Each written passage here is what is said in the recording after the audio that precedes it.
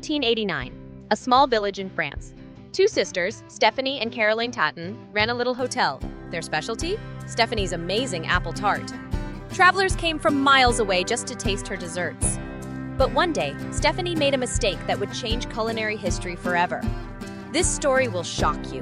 But first, let me tell you what happened that day. It was a busy day at the hotel. Stephanie was rushing around the kitchen. She was making her famous apple tart, cooking the apples in butter and sugar. But she forgot them on the stove. The apples started to burn. Smoke filled the kitchen.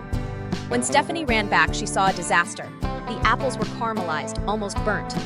Normally, she would throw them away, but the guests were waiting.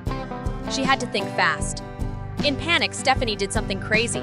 She covered the burnt apples with pastry dough and put the whole thing in the oven. Yes, you heard right. She put the dough on top instead of under the apples. This was completely against all cooking rules. But there was no time to fix it properly. When she took it out of the oven, she flipped it upside down onto a plate, and what she saw left her speechless. The burnt apples were now golden, glossy, caramelized fruit on top. She served it to the guests nervously. The first guest took a bite, closed her eyes, and said, "This is the best dessert I've ever eaten." That day, the Tarte Tatin was born. From a mistake, from panic, from a kitchen accident. Today, Tarte Tatin is one of the world's most famous desserts, served in Paris's finest restaurants. And the best part, it's incredibly easy to make. Stephanie made it by accident, but we're going to make it on purpose. Let's make this legendary dessert together. All you need is basic ingredients. 4 to 5 Granny Smith apples. They're tart and perfect for caramelizing. 100 grams butter. 150 grams sugar. Ready-made puff pastry? Yes, we're using store-bought for convenience. 1 teaspoon cinnamon. 1 tablespoon lemon juice. First, prepare the apples. Peel them, cut into quarters, and remove the cores. Squeeze lemon juice over them. This prevents browning and adds brightness. Now make the caramel. Don't worry, we're doing this controlled, unlike Stephanie. Put butter in your pan and melt it. Add sugar. Let it melt slowly. Don't stir, just swirl the pan gently. When it turns amber, your caramel is ready. Pour the caramel into your baking dish. Arrange the apple slices in a spiral pattern on top.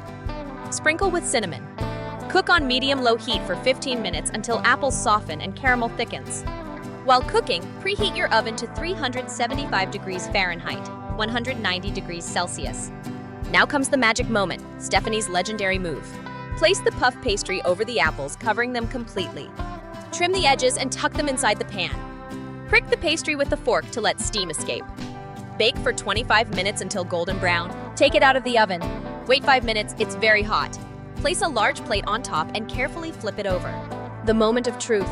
And there it is, perfect Tarte Tatin. Golden caramelized apples glistening on top. This is what Stephanie saw when she flipped it. Take a bite. The caramel, the buttery apples, the cinnamon, it's perfection. Serve with vanilla ice cream for the ultimate experience. Stephanie Tatin thought she had made a huge mistake. But sometimes the best things in life come from accidents. That burned tray of apples became one of France's greatest culinary gifts. So next time you make the mistake in the kitchen, don't give up. It might be the start of your own legendary recipe. If you love this story, please like and subscribe. Comment below. What's your favorite accidental discovery? Next week, we'll tell you another amazing food story. See you then!